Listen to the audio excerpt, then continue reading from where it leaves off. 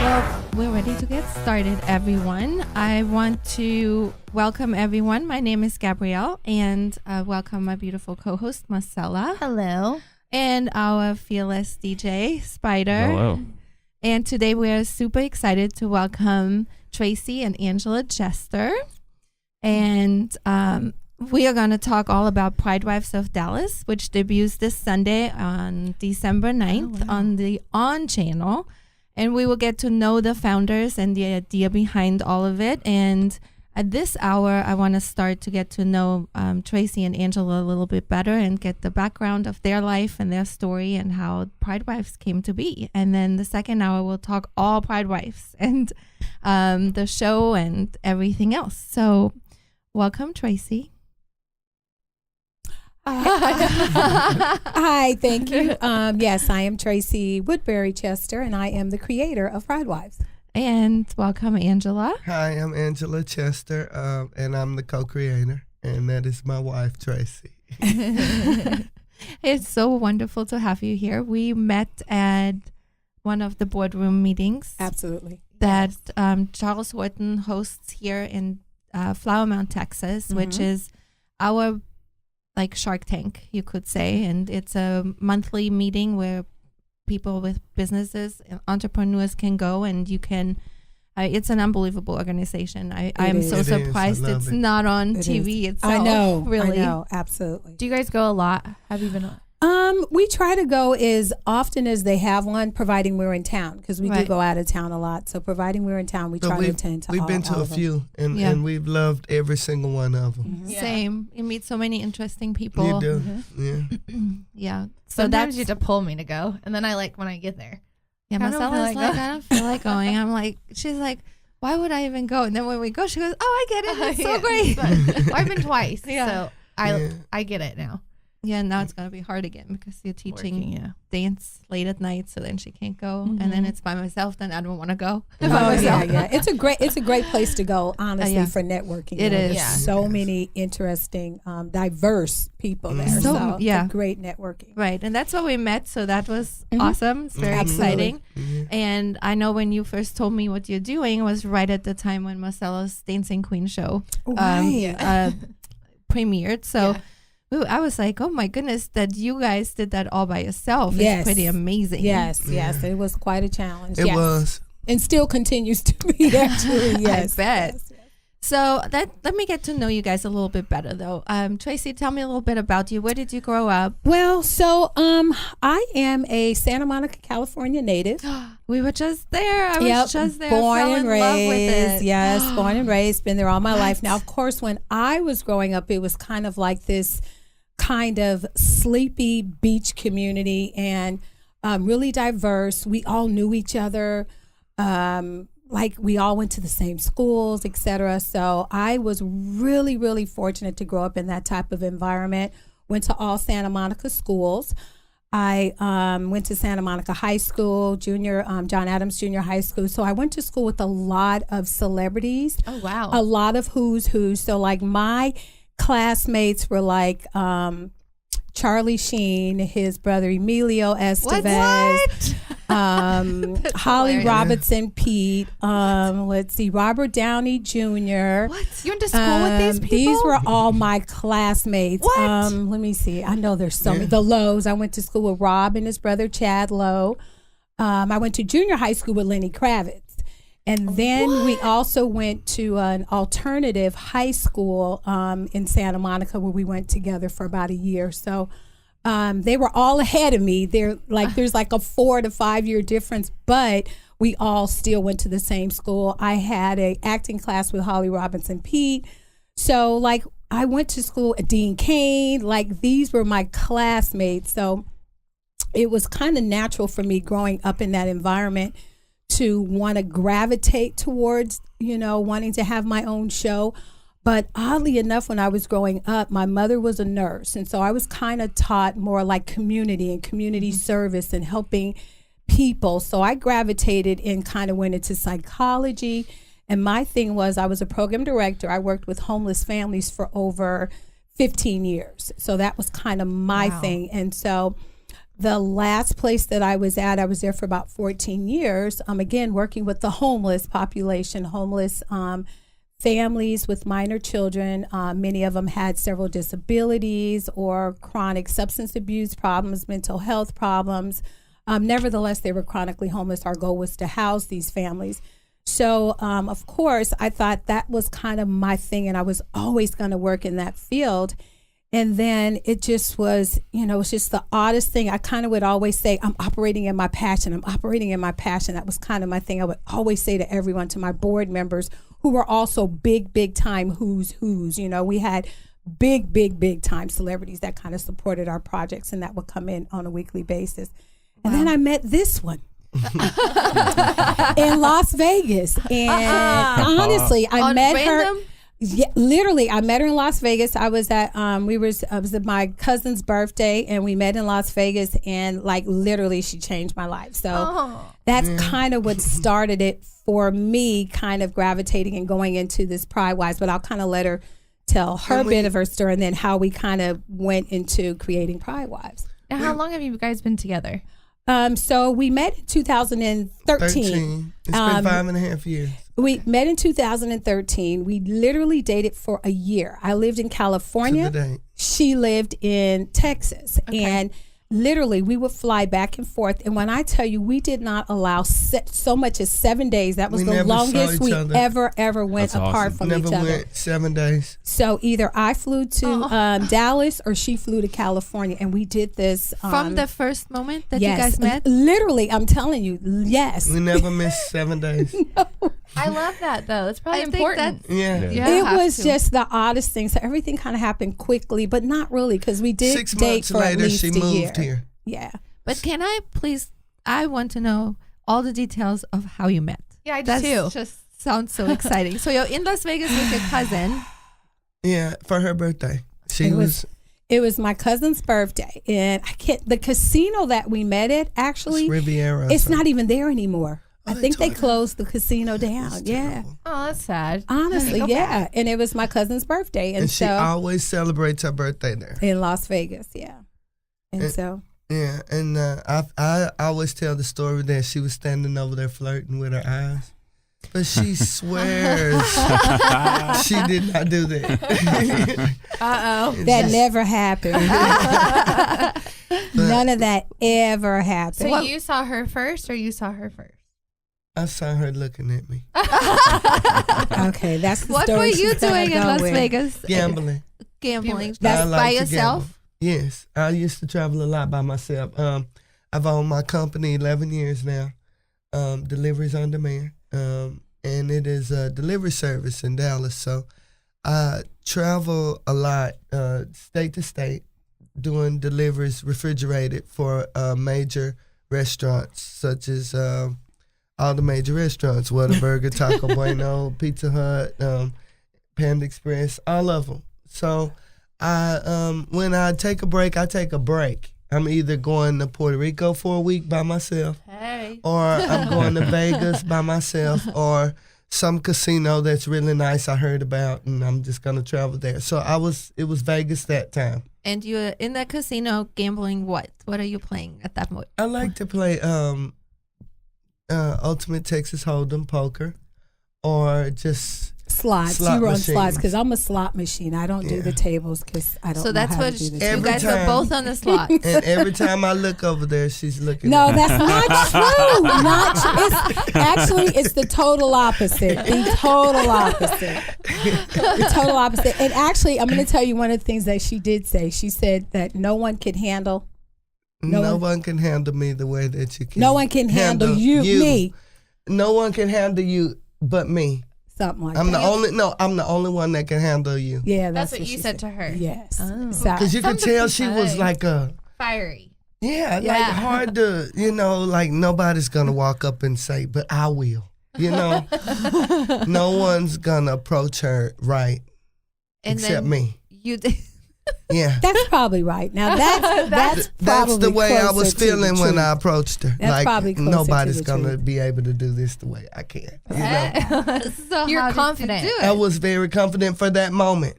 You know, I'm not always like that, but that moment I knew. You I knew. could, yeah. And that was very true though, because I am that person. You know, I'm that person that I'm not really the most approachable. I have like that natural resting bitch face, but it's not really like that. It's just kind of like, I don't want to be bothered. You know, if I'm doing something, I'm doing that. I don't want to be bothered. You know, you get people that always hit on you and like, who wants that? That's like a turn off, honestly. I do. Well, it really is a turn off. So she was right. The way she approached me was absolutely perfect. And then literally it was just kind of like, let me see what you got going on. Let me see what this person's about. And we went to lunch or brunch with my cousin, and she was like, you know what? She's not going to want for anything. I got her. So I was like, okay, well, maybe you do, Miss Texas. You know, and to me, Texas was always so country and so, you know, Southern and so country. And I'm so free. I'm California. I'm a free spirit. And, you know, so I just didn't know how this would work because I'm just so, hey, and she's, you know, more like conservative. And one of the reasons I travel so much is because I'm from Dallas, a Southern Christian Baptist, you know, and gay was so condemned and wrong, and I just didn't believe that it could be like that everywhere. So that's what made me start traveling, just to see how they treat other gay people. Or to see how, you know, am I condemned in California? Am I condemned in Denver? Am I condemned? In Vegas. And I wasn't. It's like I saw people, you know, like me everywhere. And they were accepted. But when I come home, it wasn't really. That is really interesting. Right. And it was like literally that is how our relationship was, because it was kind of like that mentality is kind of already embedded in her head. And my mentality was, you know, I'm free. And, you know, once my mother accepted me, honestly, when I came out, my mother came out for me. And I was really young. So my mother came out. She literally told me, I know that's your girlfriend. I had a girlfriend who we played at that time as a roommate. Oh, God. When my mom found out, I had to be about 20. Let's say about 20, 19. What about you? That's when my mom came out to me. Okay. Yeah, about 19 or, about Wait, 19. what? Your mom came out? To me. That's what I'm telling you. I was like 19 or so. I had a roommate and we were living together, and it was a roommate, but it's actually my girlfriend. Her mom, and so my mom outed me. She said to me, I know that's not your roommate. That's your girlfriend. Okay. And I was just like, damn, how did you know that? And she was like, well, I called the house, and she was like, who is this? You know, she had a really stink attitude, thinking it was someone trying to talk to me, but it was my mom. So she was just kind of like, I know that's not your roommate. That's got to be your girlfriend. And it was just kind of like, damn. But then she also told me she knew. She's always known. She's known all my life. Yeah, my mom told me, like, I knew when you were young that you liked girls. I just was waiting for you. You know, your relationships with men did not last, and I knew why. I was just kind of waiting for you to come out. So it's just kind of like, so that had to be kind of easier, you know, than some people. It was really easy. She was very accepting. It was so weird because I would find my mom reading psychology books on homosexuality. And this was like, you know, years ago. Okay. So she wanted to understand it.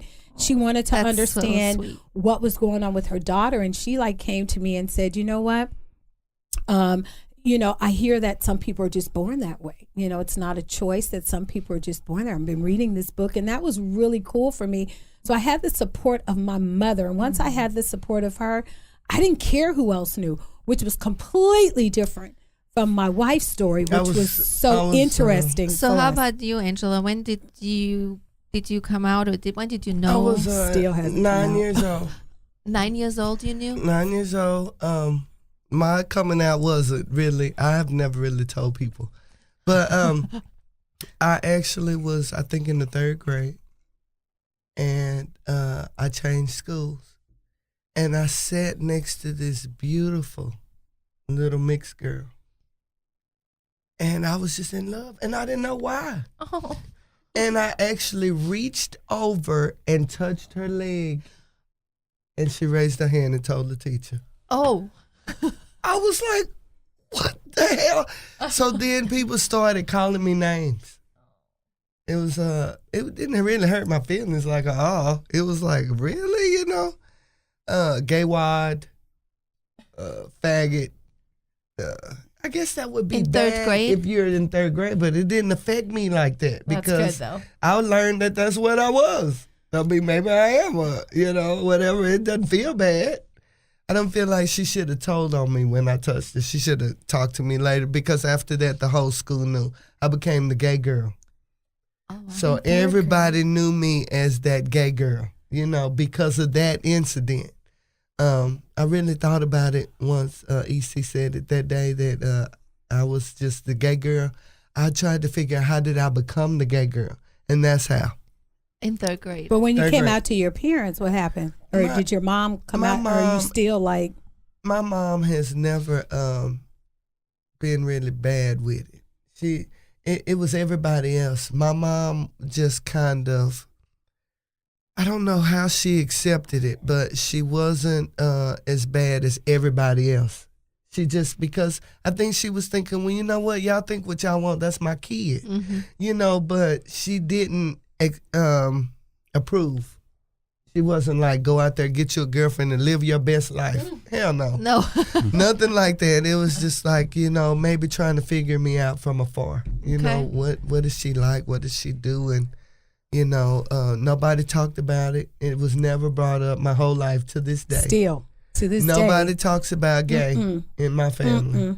It's just, So did they accept you? Did they accept? they love her to death. Ironically enough, when we met, the one thing that she said is, and I wasn't thinking about it because I never really thought about getting married. Like I was good dating and having girlfriends and, doing my thing because I loved being single. I'm not going to lie, man. I was out there. I loved it. I mean, did women I. galore. And being a femme, I like kind of could date a femme. I could date a stud. I could go either way. You know what I mean? Can you I could date explain a what that guy. means? Well, a femme or a feminine woman is a woman that is feminine, like myself, kind of carries myself more effeminate. And then there are studs who kind of look more masculine, kind of like my wife, who kind of have, I not necessarily identify as a male, but kind of have more of a masculine look. We have, of course, those that are no names or non-binary. And so you don't really say what you are. You're just a person who loves. But I'm old school, and so I'm a femme, and that's what I consider myself as a femme. And my wife is also old school, so she's more like the stud, or you know what I mean. She's But I understand millennial a lot more. I'm the one that's gonna say, well, people don't categorize anymore. at all. I'm the one that kind of understands that people are just People out there. Yeah. and you just kind of love what you love. Yeah. But I do identify because again, I do, and so I kind of did have the luxury, especially during my era where, I could date either or. So I literally had the pick of the litter and I didn't care. So I was good single. Again, But I told her I would never ever get married. And I was like, well, You while said that? she said she would never get married while her grandmother was Grandmother's still alive. alive. And her grandmother I is started still falling living. in love with her and I wanted to marry her. So I had to explain to her that as long as my grandmother's alive, I'm not ever getting married.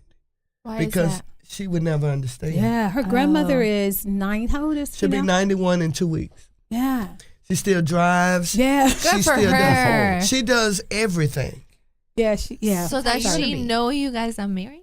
So, like, here's the thing. She said she Not would this good. never, ever, ever do Never. that. And literally, less than, I don't know, months later, we were in LA and she was like, let's go get married. I'm going to go get you a ring. And I was like, wait, what? So I We had literally them thought she was custom-made. playing. And I was like, okay, had I'm going to go along with custom-made the joke. Rings with me see. So I was like, okay, I'm going to go along with the joke. So I like black, and I like black Black diamonds diamonds. was my big thing. So pretty. we went and and I had the mansion. I rings got my made with mansion. black and white diamonds, with our white gold. So it's like I love black. So gorgeous. we had them made, and I just was like, okay, whatever. Let's just go along with the joke. And she actually really brought the ring, and I was like, what? So I mean, we had them made, and went and picked them up. So. And we did. We got married in spite of her saying we would never do it. A But my year reason- later, my we were reason- married. The reason I couldn't do it is because my grandmother I felt like whoever I bring home, she's going to love them in a way so big because they love me. You have to be really special if she picked you to love her enough to bring you here because then now we're gonna love you for loving her, you know. And I didn't want to bring anybody like that because I'm not gonna never feel like that about. I don't want you to love somebody more than I do. I'm not gonna love them like that, you know. So because like she said, I was single for a long time. I've had a lot of women friends, and I didn't find anybody that I knew I wanted to marry and take home to my family. Wow. You know, so once I knew, then it was a problem. That's something else on my mind. How am I going to marry you? Explain you to my family. And we've never discussed we've never had a gay conversation, you know, and I'm just going to, and I'm just going to get a wife, bring her home. And then my grandmother's going to think, oh, so you're the one that God chose to watch after my baby for the rest of her life. Once I'm gone, she'll take it somewhere else. And so I knew I wasn't going to get married. But this is the person that's going to love me when you're gone. And that's going to, you know, so, yeah. So, That sounds so sweet when I hear you say that. yeah. Wow. Yeah. Yeah, so we got married. And so, yeah, they know we're married. When we got the rings, we made sure we showed her mom. Her grandmother looked at it. And so they kind of knew, you know, what was going on. And so they know, but we don't talk about it. Like no one says, well, actually we did, because I think there was a time we went somewhere and her sister referred to me as her friend or something like that. Or it was the birthday party, remember? And it's like, that's not my friend, that's my wife. Remember, yeah, she did. I was introduced and as everything her friend. in me was like, you said it. Like, I don't know, something inside of me was kind of shaky. But after a while, we talked about it, and she's like, that's our life, and you're my wife, and I don't want to hide it, and I don't want to, you know, that's the California in her. And I love that because that's who I always wanted to be. I wanted to feel right about who I was. Marrying Tracy made me know that something is wrong with somebody that doesn't understand who I am. Yeah. It's not something wrong with me. No. Something wrong with you for not understanding me, you know. She brought that out of me, so now everywhere we're going, I'm like, that's my wife. Oh. You know, that's my wife. Yeah. That's so sweet. I know. I'm like, wow. Yeah. That is unbelievable. It's interesting the difference between Texas and California. Yes. How that is accepted and how it's not. And I get confused because I don't see that in the Texas part. I don't know that those people that are like that. So I'm always shocked still that When you hear that. Yeah, I am personally. Me too. Yeah. Me too. I'm still shocked that it's happened. And you know what? Yeah. I'm so Southern, and I'm still so Southern Baptist Christian until I can see everything in a 360. So I understand the reason why they feel like that. I do understand that. But if I look at it another way, they'll probably go to hell before I would because they're judging me. Right. You know, the judging, this kind of, you know, I'm living my best life. And I am blessed, and I found my soulmate, and I'm in love with my wife. And if somebody sees something wrong with that, then there's something wrong with them. Maybe they haven't found their soulmate, and maybe they don't love their life or their wife or husband or whatever they're going through. Jealous. You know? Yeah, or maybe they just haven't gotten there yet. You know, so I don't really judge them for judging me. I just hope that one day they get to find their happiness, you know?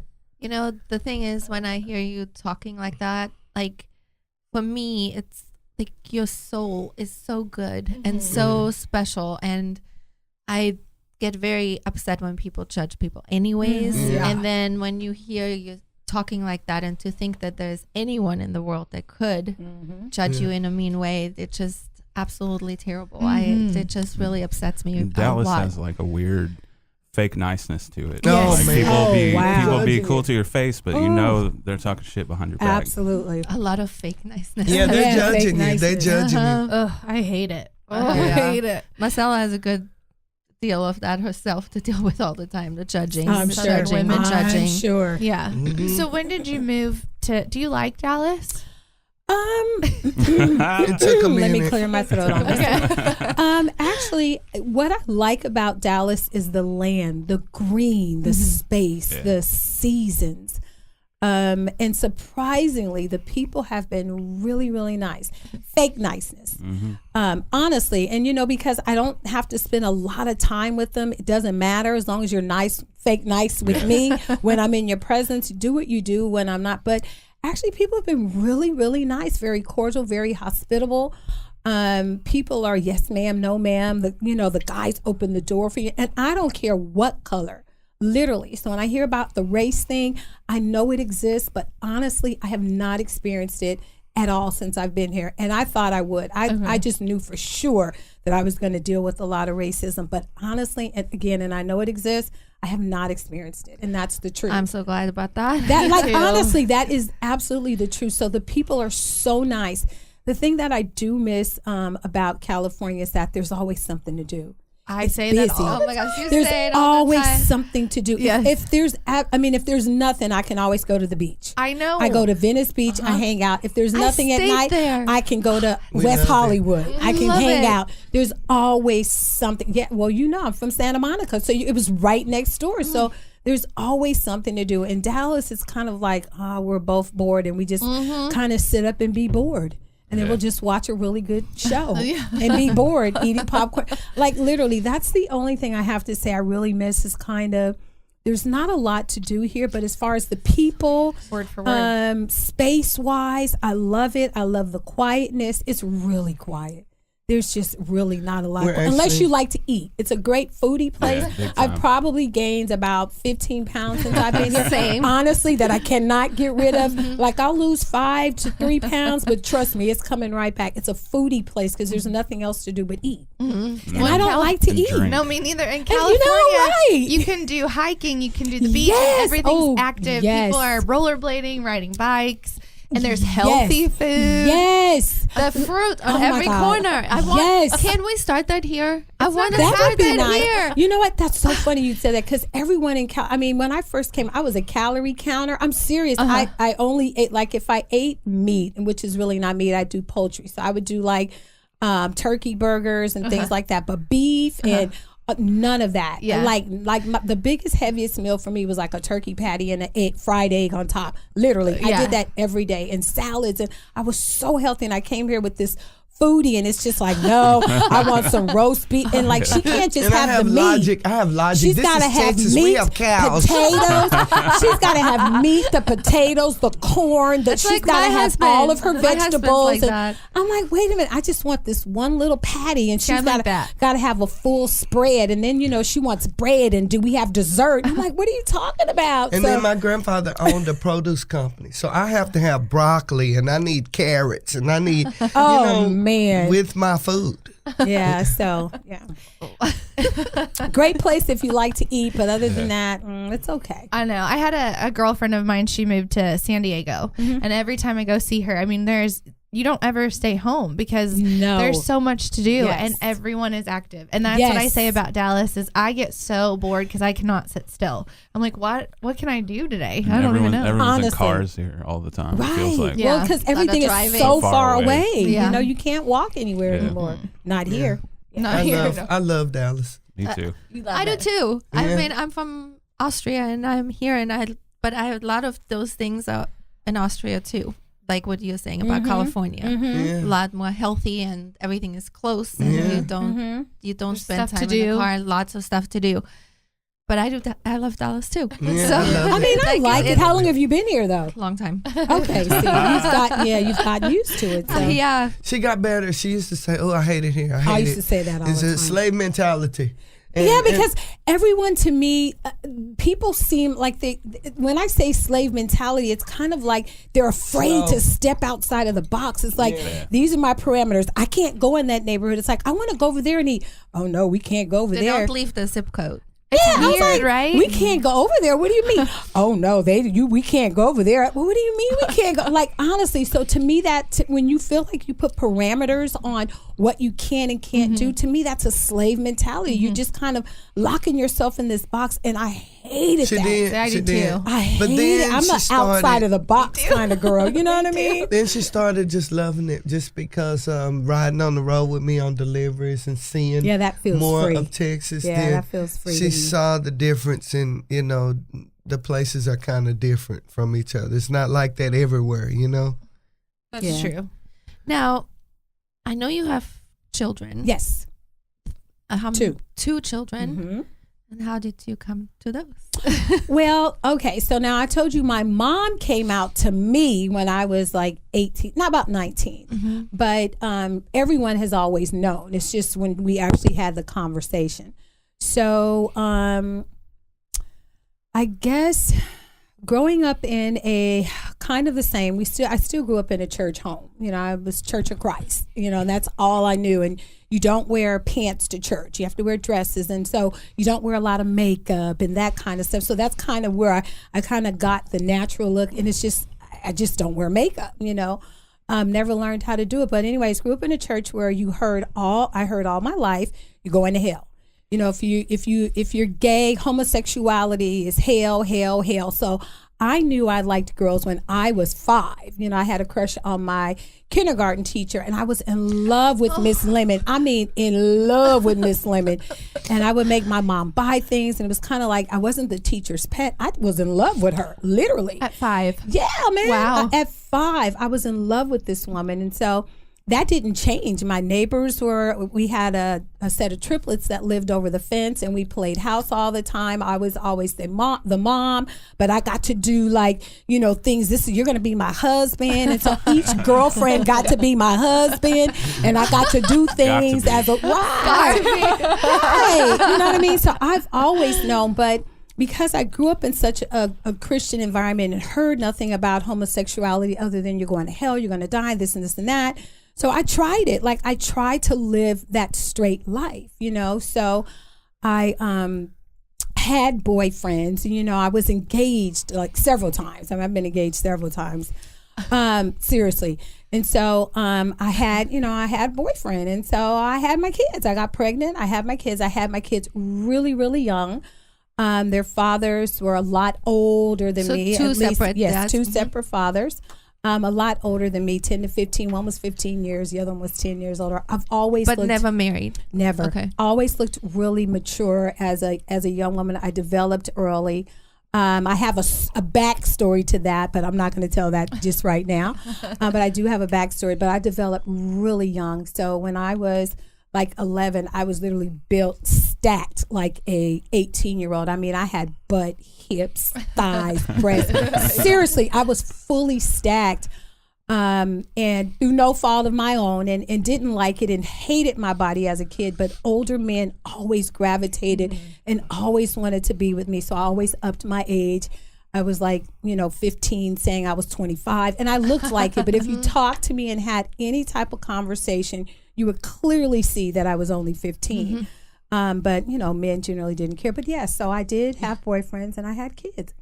And you have 3 grandchildren. I have 2 kids, a son and a daughter. My son is also gay. He's been in a relationship with his partner for over, 12 years. Wow. And they've been together for over 12 years now. So they live together. Really good guy. He's he has a Jewish partner. He always calls it his Jewish wife.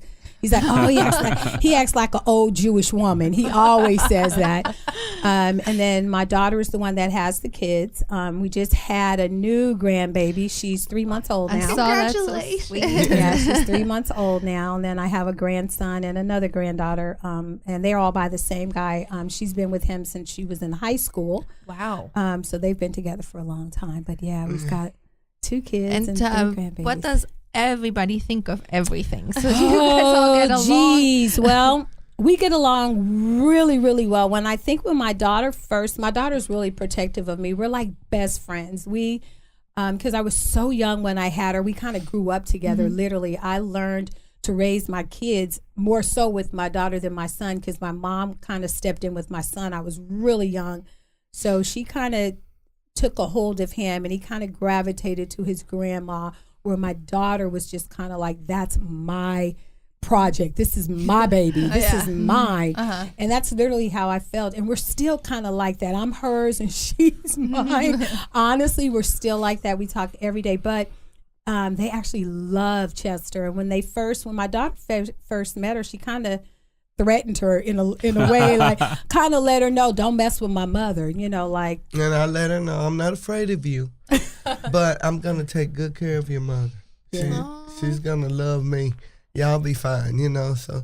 And then my the grandkids, they just really, really they love me to death, especially the middle one. I'm kind of, that's my favorite. Without saying it's my favorite because I love each of them differently. Yes. But she tells on Tracy, and she threatens Tracy with me. I'm gonna tell Graham. And that makes me feel so good, he loves me his own way. I'm teaching him things. My thing is to teach him things that I know he's not gonna learn in California. So we mow the lawn.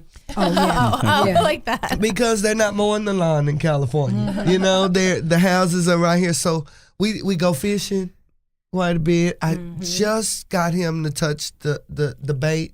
So we're going, every year he does something more with the fishing. When he was like 5 and 6, he'd catch fish. Little bitty tiny fish. Yeah, but I'd make it feel like that is your fish on your pole and you did it, so take it off. And he's like, no. So I just got him to touch the worm. I say, if you touch the worm, you got to hold it for like 30 seconds and then we'll do something. So he just kind of got. It was really funny. It was a lot, but he touched it, and he, and it was hard, and so every year he learns how to do more. This time, took him on deliveries. Oh yeah, he loved it. He rode on the delivery truck. He went to Oklahoma. He's rode around. I give him a duty, so he's working. Because he may not have to. Our goal is to work hard enough and get rich enough to leave it to them so they won't have to work like we did.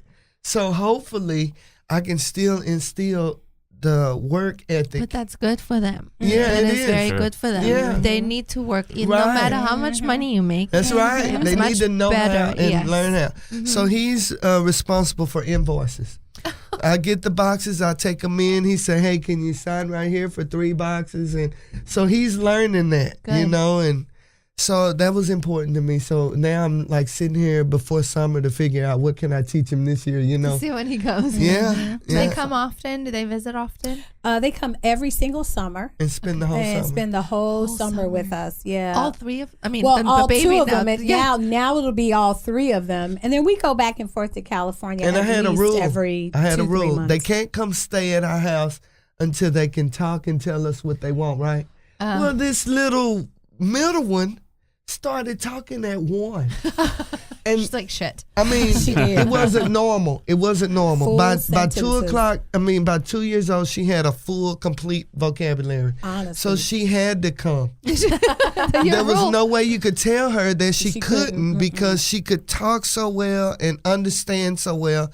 And so she came. She's like a miracle kid. It's like, how is she saying this, And she knows exactly She does. what she's saying, but you have to think about her mom's a teacher. I had to put it on something. Her mom's a teacher. She has a very smart big brother that's talking. He's not talking baby talk to her. He's like saying real things to her. So she just picked up on it pretty quick. She was a talker. Wow, that's so great. Yeah. So and it sounds like everything. I mean, Yeah. everyone gets along. Yeah, great. even my siblings. I still have my siblings are still around. My mom passed away years ago, but I have 2 sisters and a brother. She's met all of them. You've even met Everybody. Jackie. Everybody. So they no one has a problem with her. Like they all love her. I met her uncle before he passed. Yeah. I know her aunts. And they're all. Everyone. Anybody who's important to me and my family, she knows. Yeah. And what about your son? So, did you know that he was gay always? Or? I knew his name is Hollis, and I knew Hollis was gay when he was probably 5, about 4 or 5, around the same time I knew I was. You can tell by the kid's mannerism. He was from the time he was old enough to hold a pencil, he used to always draw. He loved to draw, but he would love to draw like girl clothes. He wanted to draw girl clothes, or images of girls. He thought he was drawing pictures of me. So we'd draw these really, no, seriously, he'd draw these really pretty ladies with these small waists, with these wide hips. And they all look like cartoon characters of me, though, you know? And so, and then when he was about 5 or 6, I think he started designing clothes for my daughter's Barbie dolls. So she was like 3. She'd have Barbie dolls, and he would take socks and cut holes in the socks and make dresses for the Barbie dolls and slide them over the dolls and put their arms in and tie some string around their waist. So I was like, okay, he's going to be a designer. So I kind of went with that. He never dressed up in women's clothes, never did any of that. It was just his mannerism. Mm-hmm. When the boys were out playing baseball or football, he wanted to be in the house and draw. That was his focus, or designing dresses for his sister. And so I just was like, okay, he's a little different. He kind of moved differently. You could tell the difference. And it's not like you want to categorize, this is what boys do and this is what girls do, but you could just tell there was something in his mannerism that was different than a traditional boy did. And so he didn't have to come out to us. We kind of just knew everything about him. And so he had a girlfriend. I actually caught him and his girlfriend together in the room. Oh man, horrible experience. And I don't know how much we can say on here. Anything you want. want. Okay, well, good. We want to hear it all. Great. So I walked into the room, and again, we grew up in Santa Monica. So the environment that we were in, we were probably one of 2 Black families that were in the entire community. But that's just how I was raised. So it was normal to me. I look back now and it's different, but when I was in the mix, that's just what it was. So didn't think anything about it. So all of their friends most of their friends were white. And so he had this young white girlfriend that used to come over the house all the time, just his little friend. So I thought, because I'm thinking, okay, he's not into girls. And so it didn't really matter. But anyways, oh my God, she came over. Her father dropped her off. He was a musician. A pretty famous drummer, I'm not going to say his name, but dropped his daughter off and entrusted this young girl under my care for me to watch after his precious daughter while she played with my son.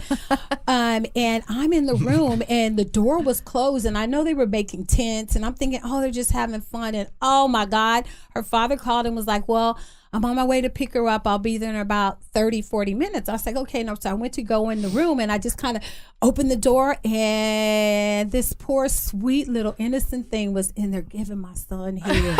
Oh, wow. Oh, but here's the thing. I didn't know what, because again, her father entrusted me to watch after her. They're in the room, and I'm thinking, no way is he ever going to do anything. So she's giving him head. And believe it or not, the one thing that you think you would never do, I literally just closed the door. I didn't know what to do. I went into that, for that 1 minute, I went into a panic. Because what do? You say, get your ass up. Like, what do you do in that situation? That's what my mom did. And I thought with everything in me that that's something I would have done. But honestly, I was so shocked. I just kind of closed the door and I stood outside. I had a girlfriend at the time, and I said, oh my God, they're in there. She's in there giving him head. And she was like, what? And I was like, yeah. She's like, babe, you got to go in there. So I was hoping that at least they heard the door close, and they did. So I kind of knocked this time. I was like, open the door. And then she's like, rustling and trying. I said, what are you guys doing? And then I said, you need to get dressed. Your dad is on his way. I was so embarrassed, and I never talked about it. I never, ever, ever said anything to my son about it. I never said anything to the girl. Never mentioned it again. Isn't that crazy? That is the craziest way to handle it. But I didn't know what to do. I mean, I don't know if you bring it back up. I just feel I like, don't know. whatever. I think you did the right thing. I I mean, like, what are you going to talk about? Yeah, what am I going to say? What are you doing in this room with this girl? I mean, I knew what he was doing. Right. So I was just like, how do I deal with this? And I just kind of never said anything about it again. And that was the last time he ever had a girl at the house in that way. Shortly after that, he started, and I thought that was just his experiment to see, do I like girls? And she was like, well, let me see. And well, I can change you, poor little young thing. And I think that was just his experiment, and never had a girlfriend after that. Honestly, he never did. And so, I handle it well. I mean, and it was easier for him because he has a mom who's gay, but we never it's that unspoken thing. And him and Jeff have been together for years. And we love Jeff. And I accept him as my other son, and he calls me mom, and he loves Chester. And every time we go to LA, we try to go have sushi with them or go eat our noodles, our ramen noodles. And yeah, something cool. So like, they're really, I mean, that's awesome. I love all that. Yeah. Love, love, love. So what we're going to do, we got to know you better. I love that. So we're going to take a short little break and we'll come back and then we're going to talk all about Pride Wives. I can't wait to hear how you guys started that and how you filmed it. There's so much to talk about. So everyone, please come back and listen to the next episode. Thank you. Thank you for being here.